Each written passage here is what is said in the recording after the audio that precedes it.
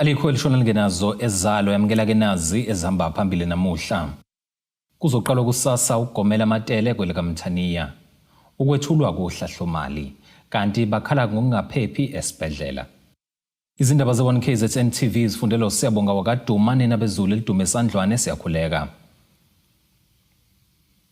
Sekuqinisekisiwe ukuthi ukujovwa kwezinkomo kuzoqala kwisifunda sasoGwini kusukela kusasa. Lokhu ke kumenyezelwe ungqongqoshe wezolimo KwaZulu-Natal uThembeni kaMadlopha Mthethwa ngesikhathi eyohlola imijovo yesifo samatele lapho igcinwe khona emahhovisi omnyango eMgungundlovu. UkaMadlopha Mthethwa uthi lezi zinkomo zalesifundazwe zizojovwa ngomjovo oqhamuka ezweni lase-Argentina kanti ke futhi ke uthi bazohambela izindawo zonke ngaphansi kwalesifunda abafuyi bonke kakhulukazi ke abakhulu nabancane kanjalo ke namadiphu wonke. Ungqongqoshe wezolimo KwaZulu-Natal uthi konke sekumi ngomumo ukuthi baqale uhlelo lokujova izinkomo oGwini kuze kuyofika kwisifunda iHerigwala. Isizathu senza siqale oGwini na kuHerigwala ukuthi umuthi ofikile indawo suitable iyona iHerigwala nogu. Ngeke phela uthathe ufuthi umuntu uyagula ngithi siqhamuthi uyagula bese uthatha amaphilisi angelapha ikhanda uthi uzolapha ngawe izinyo. Thina uMgungundlovu is having a problem but they will just bazosilinda nje for mhlambe 1 week bese siqala ukuya kubo if sifuna ukudlala ngabo. Uma besifuna ukudlala ngabo bese ngabajovela. But after 2 months siqhubeka inkomo zethu then bese bethi and inkomo when you give mhlambe bese resist because for the first time even we use this we know akade siwusebenzisa eqaleni ukuthi ubu effective kanjani but sifuna ke ukuthi kufike onosa 3 so that we are sure ukuthi akikho inkomo ezosala igula and we will be making isiqinisekiso sokuthi inkomo ezigula uma bethi after a year or after 6 months you vaccinate because we have a laboratory. Udokotela womnyango uthi Mthathu imjovo initial team initial test team isi-approve ama-vaccine amathathu to be used kulento yo vaccinator i-foot and mouth currently in South Africa is the one yase-Botswana, ilena yase-Turkey from uDolvet, and then there's this one yase-Lento yase-Argentina from Biogenesis. So it's one of 3 that we're using. Kanti kuxwayiswe abafuyi ngokuhwebelana ngemfuyo. Udaba nje lokuhamba kwemfuyo sizocela lokelume. Lokelume sigome zonke inkomo ezila eKZN ngoba siyazi ama dipping tanks nje aphandle kwama commercial farmers angaphezulu ka2260. Ake sijove zonke ke le inkomo ebeyisho la uma sezijovile sabona ukuthi kwenzakalani then sesolinda lapho kodwa kwamanje noma uyalobola noma wenzani sizocela ukuthi umane sisebenzise uma sidayisa ama-auction abantu sebathe online ko TikTok ko WhatsApp sizofisa ukuthi uma ngabe umuntu ayolobola sixoxe namakhosi nezinduna bezishuthi inkomo ongalabhala ukuthi ngempela unazo lona siyamazi uma ngabe befuna ngempela i-animal bese lona ngapha uyazi ukuthi kwenzakalani abake basilinde unyaka nje. Ezindabeni ze1KZN TV ngo-Ayanda Dube ngisemgungundlovu. Ungqongqoshe wezezimali u-Enoch Godongwane wethule isabelomali sikazwelonke sonyaka-mali ka-2026 ePhalamende namuhla. Ukwethula kwesabelomali sikazwelonke kulandela inkulumo kaMongameli uCyril Ramaphosa asanda kuyethula ebhekiswe esizweni lapho eveze khona imigomo esemqoka kahulumeni kanye ke nezinhlelo zokusebenza zonyaka-mali olandelayo. Inkulumo yesabelomali ka-2026 iqale ngaphandle kwezihibe ngesikhathi ungqongqoshe wezezimali kuleli uGodongwana ethula ke isabelo sezimali ePhalamende uthi umnotho wakuleli kulonyaka ukhule ngo-1.6% uma kuqhathaniswa ke no-1.4% wangunyaka wedlula. Uphinde wabalula izingenambe eziphathelene nokuthuthwa kwempahla kanye nokuhlasela kwesifo samatele njengokufaka ingcindezi emnothweni wezwe. Over the medium term, growth is expected to average 1.8%, reaching 2% by 2028. Persistent logistics, bottlenecks, weak public infrastructure, and the recent outbreak of the foot and mouth disease continue to weigh on economic activity and pose risks to the outlook. Isabelo mali sesibonelelo zikahulumeni senyuke ngo-292.8 billion wamarandi kulonyaka. Ungqongqoshe uGodongwana ememezela ke isibonelelo sikahulumeni isibonelelo sabakhulile nabadinga ukunakekelwa senyuke ngo-80 rand kusukela ngoApril kulonyaka. Kanti isibonelelo sabantwana sizonyuka ngo-20 rand bese kuthi ke esabangasebenzi sona asikhuphukanga kodwa ke sisazoqhubeka. The old age grant, disability grant, and care dependence grants rise by 80 rand in April 2026 to 2,400. The same applies to the War Veterans Grant, which increases by 80 rand to 2,420. The foster care grant goes up from 1.2 in April, a 40 rand increase, and to 1,300 in October, a 10 rand increase. Child support grant and grant in aid grant increased by 20 rand. The social relief of distress continues in the current form over this year. Ungqongqoshe uGodongwana memezela ukuthi intela ephakethe likagwayi yenyuke ngo-23.58 rand isuka ke ku-22.81 rand. Ngesikhathi u-340 mils wekani likabhiya lenyuka ngo-8 cent. U-750 mils webhodlela lewayini lenyuka ngo-15 cent. Ngesikhathi ke ibhodlela likagoloko lika-750 mils nalo lenyuka ngo-3.20 rand. A tax of 20 pack of cigarettes rises from 22 rand 81 to 23.58. Pipe tobacco rises by 28 cents per 25 grams and cigarettes tobacco by 87 cents per 50 grams. Cigars rise by 4 rand 56 per 23 grams. The excise on alcohol beverage also rises by inflation. As such, a 340 milliliter can of beer or cider increases by 8 cents. A 750 milliliter bottle of wine goes by 15 cents. A 750 million bottle of spirits will increase by 320. Ezindabeni ze-1 KZN TV kube iNkosenhle Mthembu eRichards Bay. Zikhale ngokungaphephi esibhedlela eMahatma Gandhi izakhamuzi zasePhoenix ngenxa yokuthi ziyanqatshelwa ukuthi zingene nezimoto zazo ngaphakathi esibhedlela. Lezi zakhamuzi ziveze lokhu ngesikhathi ungqongqoshe wezemisebenzi yomphakathi uMartin Meyer ehambele kulomphakathi ukuyokwethula ke imisebenzi nezinhlelo zalomnyango.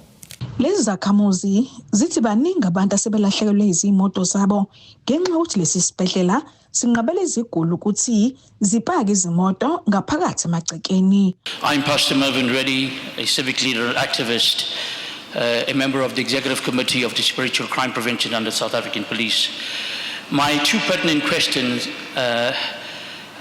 or proposals to you regarding two entities that fall under your department. One, our elderly patients at the Mahatma Gandhi Hospital for a number of years has been having challenges with regards to parking their vehicles within the vicinity. Now, a few years ago, a decision was taken that no patients that visit the institution will be allowed to park within the facility. Ever since that has happened, patients were forced to park outside with no security whatsoever, and many vehicles were stolen while the person is inside visiting the healthcare institution. So my proposal to you today is to investigate why patients were refused entry into the hospital and from utilizing the public parking bay where there's over 50 bays.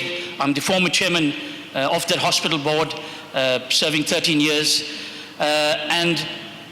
It's questionable that our elderly have to go through this, arriving at the hospital 4 o'clock in the morning, only to be told that they must park outside and walk inside the facility to receive treatment. Ungqongqoshe Phawula uthembise ukuvakashela kulesi sibhedlela ukuyezula kabanzi ngalesi sinqumo waphinde wanxusa izinhlangano engenza inzuzo ukuthi isebenzisane nohulumeni. On the matter regarding the elderly patients at Mahatma Gandhi Hospital, thank you for bringing that to our attention. That's something I think that we can go and visit Dr. Govender. I'm going to touch on, because a couple of questions spoke about, the different departments and how it works. I'm going to touch on that now. And also the old age facility, and this is where I'm so happy there's so many pastors and bishops here, but also across, people of the Hindu faith and the Muslim faith and all other faiths must also work with us here, because this is where we have to work together in a whole of society approach. I've said many times, also in public, we have the buildings available as a department, but I can't open an old age home, because that's not my mandate as a department. We went to social development, but they have limited funds. So we need NPOs and NGOs. We are more than happy to make the properties available for old age homes, to assist where we can. Social development is more than happy to assist in getting it up and running and the registration and the helping with that.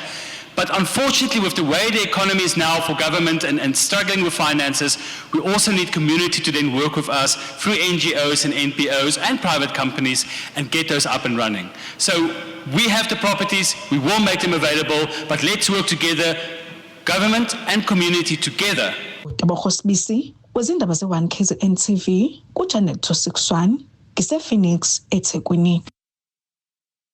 Sinzima isimo emndenini wakwaMaqhwabase ongenawo amandla okungcwaba ilunga lawo lomndeni elishonele ejele lase-Cape Town. Lo mndeni wasezingolweni kaNodalane ku-Ward 30 ngaphansi kamasipala iRenkonyeni uthi awunalo ngisho isenti lokuthi-ke beqala amalungiselelo okufihla indodana yabo. Njengoba-ke kungekho noyedwa osebenza ekhaya, uZibuse Maqhwabase uthi umfowabo ubulawe isifo somdlavuza wezinso ngomasingane zingu-29 edonsa-ke isigwebo sakhe. Uthi awazi uzothathana uhlanganise nani ukungcwaba ilunga lomndeni umndeni wakwaMaqhwabase ku-Ward 30 ezingolweni ngaphansi kwamasipala iRenkonyeni. Ngokusho kwamfowabo kaMufi, akekho osebenza ekhaya futhi akanayo ngisho imali yokuqala amalungiselelo njengoba eseneminyaka emithathu engasebenzi. Uthi umfowabo ushonele ejele lase-Cape Town lapho bedonsa khona isigwebo seminyaka engama-25. Umfowethu-ke usho ukuthi uvele washona lapha ejele. Wakuthi-ke fanele uba makabuyiswe le. So mina-ke angisebenzi. Ndithi iminyaka mithathu ngoku ndingasebenzi. So ndase ngiqhamukelwa sesisimo-ke sokuba vele ashone. So ngahamba-ke ngithi ngizabalaza ukuthi nomndeni sizokwazi ukubonisana ngendlela e-right. Washo ukuthi nomndeni uthi hayi mandizibonele ngoba umfowethu bona bazoza ngoba letha umzimba uthatha umzimba le bona bolandela umzimba apho uyakhona. Uma ufika umzimba la nabo boba befika. Washo ukuthi yonke into ke ngofanele uba mayiqalwe ndimi. Ngoku apho ndinenkinga khona ke ngwadinayo ngisho neyokuqalisa into. Ndinechala noba nechala lokuthi ngokuthi angena apha egcikeni ke njengoba phela umuntu beshonile uyangeniswa. Ndizomngenisa ngani? Zonke nje izinto zokungcwaba anginazo. Uthi bamazisile ejele ukuthi bazowuletha umzimba akenza amalungiselelo. Bendingenalutho kunabhungisa nginalutho namshwalense. Naye umshwalense wakhe wenayo wathi bemke aboshwe. Shuthi nje ubuthathe 3 eminyaka lapha ejele. Hayi ke emveni kokho-ke umshwalense waphela. Ngoku umshwalense into oyifunayo ufuna imali, mina ndiyabe imali oyithathaphi. Ingakho-ke bengihamba ngicela kuwo wonke umuntu ongasabe nosizo angisize. So-ke bendicela-ke abantu abakwethu ukuthi onamandla angilekelele ngoba naku nomzimba sokuthiwa manje suyasondela uyeza. Angazi uba ngizothatha ntoni ndihlanganise nani. Kona ayikho into engathi kukhona into ethile endinayo ndingaqalisa ngayo. Akukho naleyo kuqala kwayile yasemsama uba-ke ngoku into zasemsama nje ubuyangenisa umuntu alayitelwa amakhandlela kuphuma inyongo yonke le nto ayikho. Izinto efanele uba zizenzelwe abantu abahambayo. Amakesa awu3 anginawo namabhodlela awu2 anginawo umqombuthi awukho. Ngathi nje okubeka nje amazwi okugcina ngicela usizo bafethu. Uthi umfowabo beboshelwe icala lokudlwengula ingane kadade wabo uthi uliphike ngisho esezinsukwini zakhe zokugcina. Beboshelwe ukuthi warape umntwana wasekhaya. So andazi noma wamrape noma zangamrape. Ngumntwana owaziyo naye bobabini. Bobabini abazibe yonto yenzeka ngoba kaze isangenzeka ngoba nomndeni wawungekho. Wazi ukuthi abantwana bebela ekhaya benaye la. so yena ke uthi akayazi yonto yathi angayenzi yonto uhambe nje ethi akayazi yonto uqanjelwa amanga so ndikathi ke lelo igama nje bengekho nje omke mina ndilazi ukuthi uthe akayazi eyonto azange rape umntwana kwabafisa ukulekelela lo mndeni bangashayela kunombolo engezansi lo mbiko benuwethulelo zamando sicele kwezindaba ze1 KZN TV ngisezingolweni kaNodalani ake sihlabena nali ikhefu sihlangabeze nezinye futhi masibuya.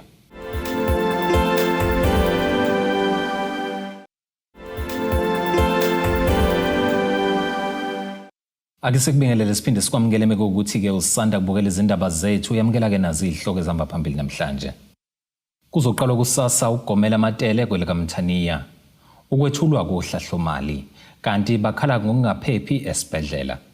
Umholi wenhlangano iMarch and March uJacinta Ngobese Zuma uthi zicindezela abakuleli izinqumo zezinkantolo ezivuna ukuba abokufika bebe nelungelo lokuthola imfundo nosizo lwezempilo kuleli izeke bekuleli ngokungekho emthethweni. uJacinta usho lokhu ngesikhathi eyingxenye yomhlangano obuseThekwini ebokuhloswe ngawo ukudingida izinkinga zabokufika abakuleli ngokungemthetho nokushoda kwezinsiza zokusebenza. Undunankulu wesifundazwe KwaZulu-Natal uThami Ntuli usingathe umhlangano nezinhlaka ezahlukene ukuzodingida udaba lobukufika abakuleli ngokungemthetho. Kulomhlangano ubuhanjelwe eminyango kahulumeni ethintekayo ezokuphepha kanye nezinhlaka zomphakathi kuphakanyiswa amaphuzu angalekelele ukunqanda lenkinga. Just in closing, this is the biggest challenge that we face with departments is when we sit and we hear that the law says, the law says, the law says.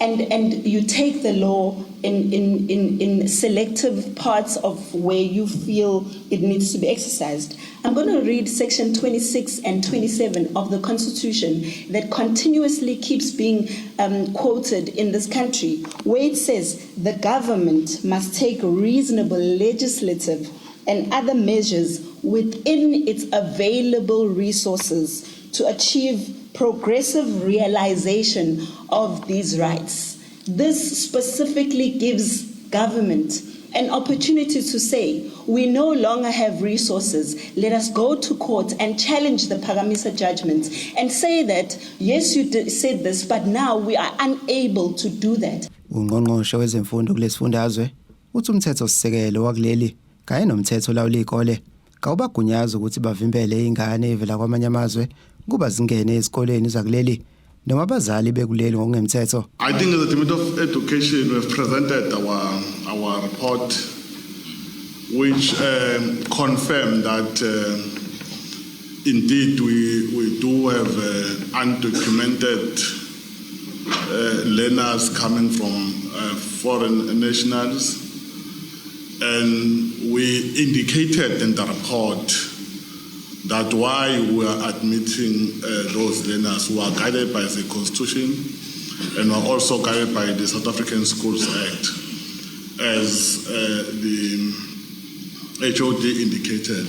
Undunankulu uthi izakhamuzi kufanele zizinuka amakhwapha ngenkinga yokugcwala kwabokufika kulesifundazwe. Okubuhlungu kakhulu abanye sebezakhamizi ngoba basikele amanxiwa kwezinye indawo. Bakhiswa imizi. Kanti okubi ukuthi nabantu bakithi bakhona la KwaZulu-Natal abanye babaqashisele izitolo ipaza shop, abanye babaqaqishe ngisho indawo zokuhlala. Manje ke le nkinga kusiyona kahulumeni, inkinga yomphakathi wonke okufanele sibambisane sonke njengabantu bakwaZulu-Natal ukwakha kabusha isifundazwe esivikelekile, ngoba njengoba ngiphawulile ukuthi imithetho nje noma ubudlelwane bamazwe abuqhuqumezeli ukuthi ungasuka lapha nje eNingizimu Afrika uyohlala kwelinye izwe ungenawo amaphepha, futhi kwamanye amazwe ngempela ngeke kukwenze lokho. Ezindabeni ze1 KZN TV kubika uSiphamandla Gumede ngiseRichards Bay.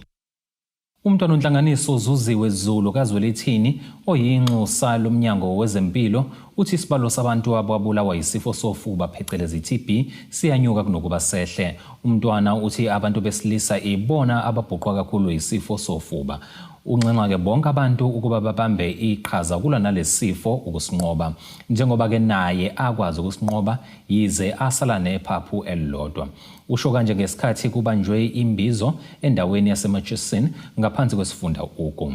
Kubanjwe iTB imbizo endaweni yaseMurchison ngaphansi kwesifunda uGu lapho bekufundiswa kabanzi umphakathi ngobungozi besifo sofuba iTB.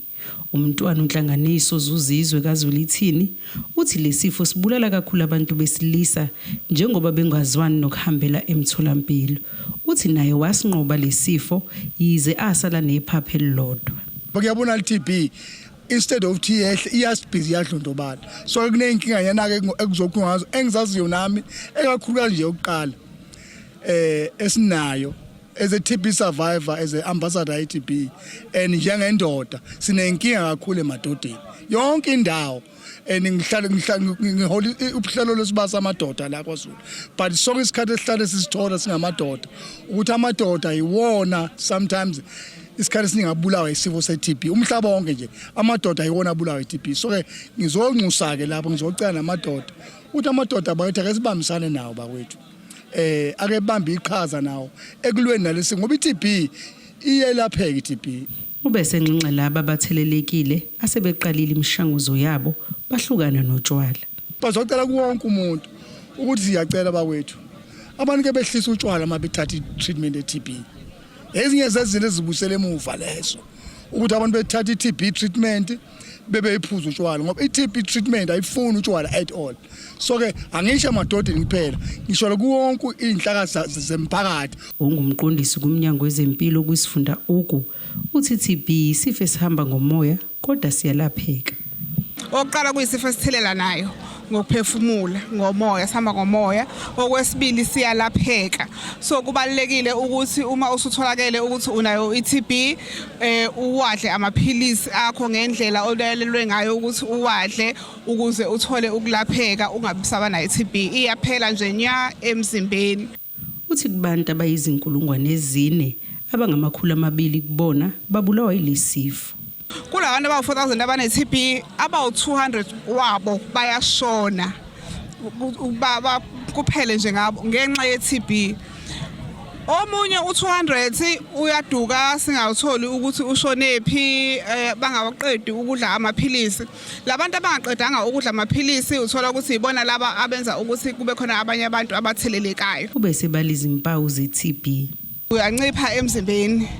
Ubungaslimi, ungajimi, ungaqondile ukuthi unciphe emzimbeni, ubone umzimba wakho uncipha. Uyakhwehlela, usukhwehlela more than 2 weeks, ukhwehlela okungapheli. Ngisho noma ngabe ngiyakhumbula siqala sasisi kufanele ukukhiphe ikhwehlela, sithi ikhwehlela zishintsha umbala cha. Uma ukhwehlela nje for 2 weeks ngisho noma ngabe ikhwehlela ayiphumi, ukhwehlela okungapheli, iza sokuchecka ukuthi yini lokho okhwehlela indaba okungapheli. Uthi abantu abadla imishanguzo yokuthithibalisa igciwane le-HIV kufanele bajwayele ukuhlolela lesi sifo. So ngiyabakhuthaza kakhulu ukuthi abadla ama-ARVs abawadli na ngendlela ama-ARVs. Njalo after 6 months bacele emtholampilo wabo ukuthi ngicela ngicheck ukuthi angikho engozini ye-TB. Lo mbiko beniwethulelwe uZamando Sicele kwezindaba ze1KZN TV ngiseMurchison. Umphakathi waseForestdale ngaphansi kamasipala iEndomeni kuWard 6 uthi nakuba ke behlala eduze kwedolobha iDande bangamanye ke amawadi okunganakekelwa khona inhlalakahle yabantu. Lokhu ke bakusho ngenkathi kuqhubeka umkhankaso wokukhuculula le ndawo beholwa ke inhlangano ijabulisa JB Mchunu Foundation ephinde yanekelela ke ngokudla emndenini eswele. Bathi ngelinye lamawadi linganakekelwa abahlali baseForestdale ngaphansi kamasipala eNdumeni uAnna Ramchu uthi njalo mangabe kunamathuba bangabokugcina ukuthola. So our community is very underprivileged. Whenever there's opportunities out, we're the last ones to get anything. Unemployment rate is very bad. The poverty in this area is bad as complete. We have houses, RDP houses that are incomplete for the past 3 years, 4 years. Whereby they haven't been completed, and there's people that are desperately in need of their homes, and they have to now go out and look for places to rent since the houses are incomplete. Kanti uJabulisa Mchunu uthi inhloso yalokhu ukuzokwelekelela imindeni engathathi intweni. Namhlanje sijabulisa JP Mchunu Foundation sizendaweni yaseForestville ngenhloso yokuzolekelela lemindeni engacosha entweni endehlala ngabaningi ukuthola ukuthi ayikho sebenza ekhaya ngokuzwakaleka kwesimo abaphila ngaphansi kwaso. Sithe namhlanje asize nemishini siqasha abantu abazosigundela utshani kuze amajali edabuke kube sekuba khona nokudla esikushiyayo ukuthi besale bedla. Ngalokho kosize lo ngenhloso yokuthi sifisa ukulela abantu bakithi ngayo yonke indlela singakwazi ukubalekela ngayo. Kubhlungu ukuthi kunabaholi esibavotelayo kodwa begcina basiza ngalutho. Yazi okuyisona kakhulu la endaweni yaseForestville was6 ngikhulele khona futhi. Uqhube ngokuthi abantu bakule ndawo abanamsebenzi kepha kunemayini eseduze kwabo. Into ebhlungu kakhulu endaweni yakithi la eForestville ngalo komgwaqo sihlwana somgwaqo kunemayini but imayini yala uzothola ukuthi uyedwa noma akekho at all umuntu osebenza khona okhona ohlala la oqashwe emayini oqashile but owendawo ozimilela akubekho abasebenza emayini but imayini la and umoya wemayini noma ugqobhoza phansi kuphazamisa izindlu la kanye nomoya osuka ngalo ungagcina ukukhoza nje iBP but abekho abantu bendawo ababenefitayo lokho kusinika obhlungu noma asazi noma imining forum esinayo iCaptured noma isebenza kanye nemayini ayisenzi ukuxhumana between umphakathi kanye nemayini. Uphinde wagcizelela ukuba iphele yokuba kubukela abantu besifazane phansi. There was a time la umuntu wayeusihlalo weYouth chairperson and the current councillor wayewunobhala ngaleso sikhathi wamcindezela umama wayeyikhansela wazwa aqeda ithemu yakhe emcindezela ngoba efuna ukungena yena. It's a pity namhlanje ukuthi uyena owukhansela but engeneni kwakho akukho akakwenzayo nakusiza ngakho umphakathi. Kube kuthobeka dladla ezindabeni ze1KZN TV ngisendumeni. Ake siphinde futhi sihlabena nalikhefu siyabuya nengosi yezomnotho kanjalo nezemidlalo.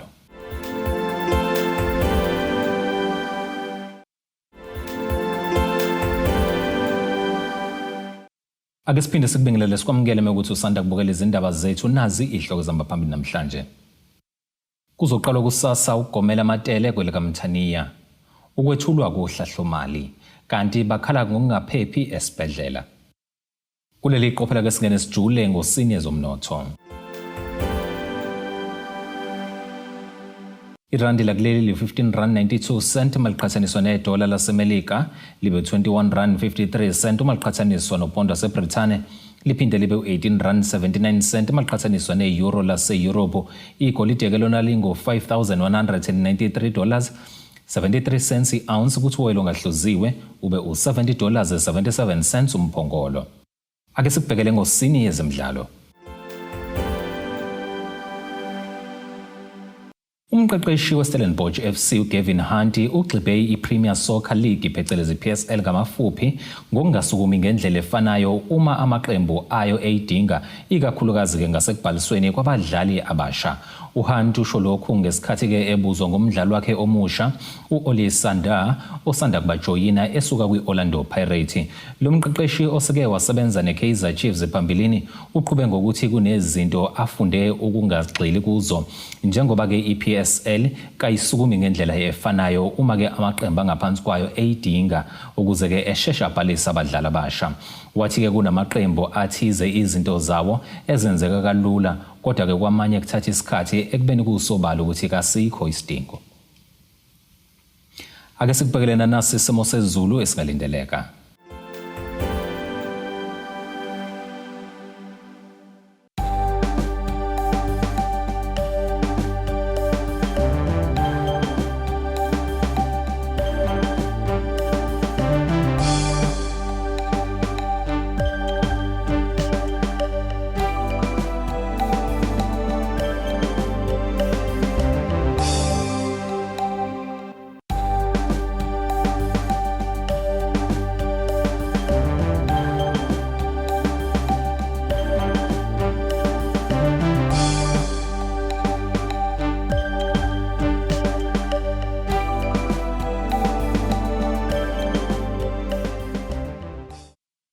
Zulumnyama ndlela zimhlophe ngiyaziguqisa bese kuphathele zona namhlanje hlangabeze futhi noma kanjani kusasa ngesikhathi esifanayo. Abethuli bethu bezindaba baxhaswe iThulis Bayview Bridal. Ungabashayela kulezi zinombolo ezivelile